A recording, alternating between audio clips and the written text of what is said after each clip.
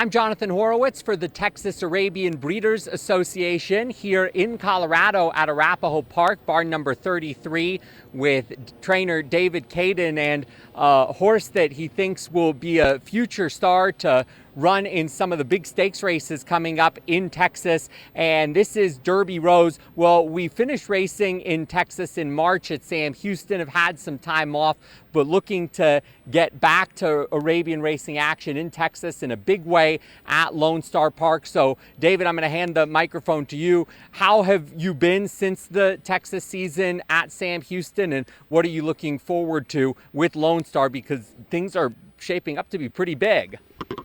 Yes, Jonathan, as you probably know, just yesterday the stakes schedule for this fall was published, and it was very exciting to see the purses. We're going to have several races for $30,000, including a 3-year-old juveniles in which the fillies are going to get separated. This is a young 3-year-old filly that's sired by TM Fred Texas, and she's showing a lot of promise. She's had some good works here at Arapahoe, and she's going to get an out, I think, next week in the Filly Oaks. But the chance for her to run against other 3-year-old fillies in the juvenile stakes at Lone Star is very exciting. You live pretty close to Texas, and so to compare the different racing circuits, do you feel like you have a little bit of a home court advantage when you race in Texas?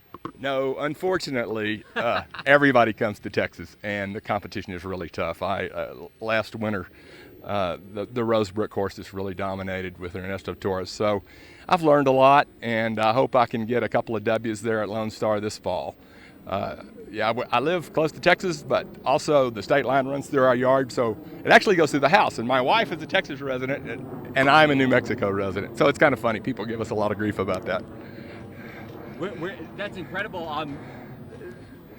The city that you're in. Yeah, it's in Texas, and they actually deliver the mail to some of the fringe areas, and our farm is out on the Texas-New Mexico border. But the city is called? Cañutillo. Cañutillo. Yeah, and our mailbox is in Texas, so we have a Texas address, but the state line runs through the yard. Well, that's incredible. And the summer that you've had here in Colorado, how has that gone? What have been some of the highlights racing up here? Oh, seeing Volt win 3 races in a row is a lifetime. It may never get any better than that. And the way he would do it, just stalking the pace, and like you said in the last race, he does it to perfection. I hope we can make it 4 next week, but that's really made this meet for us.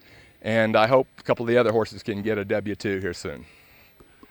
Well, thank you, David. We're excited to check in with you, to check in with this new horse in Derby Rose and also High Voltage. And so the Kaden stable, look for those red, white, and blue silks to be maybe not at the front of the pack at the beginning, but they really know how to find the finish line at the end. And with the big racing in Texas scheduled to start up pretty soon, the Kaden stable will look to continue to make a mark. Having won a Darley Award last year and potentially with some good horses could be in contention again. Thank you, David. Thank you, Jonathan. And I want to thank you guys for all you do to support Arabian racing.